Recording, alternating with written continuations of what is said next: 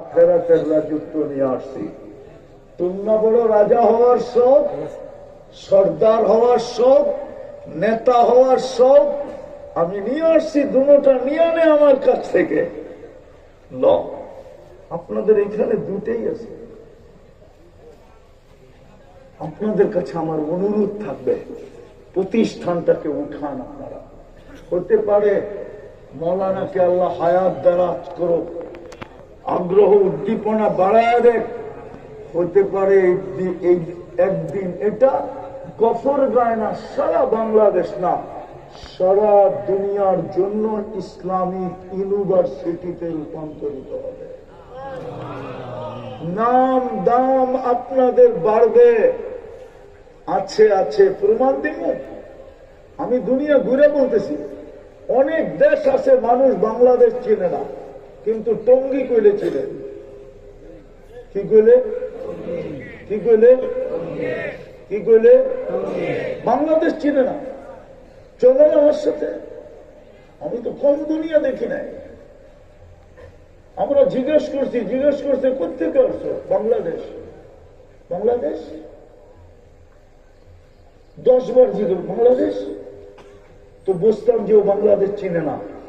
যখন বলতাম টঙ্গী, ও টঙ্গী, টঙ্গী, টঙ্গী চিনে। টঙ্গী কি দেশ? কি?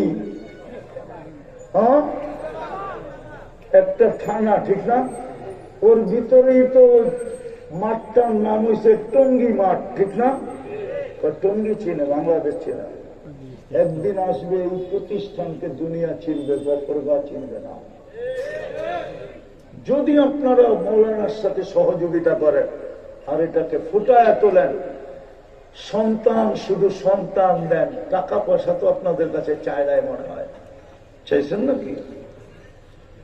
হ্যাঁ না, চাইবেন? এখন চাইবেন? সন্তান চাইতেছে, সন্তান। আপনাদের সন্তান দেন, একটা পরিবেশ তৈরি করে দেন, পরিবেশ তৈরি করে দেন।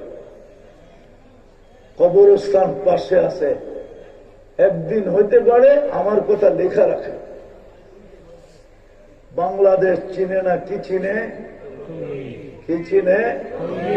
টঙ্গী চিনে, টঙ্গী।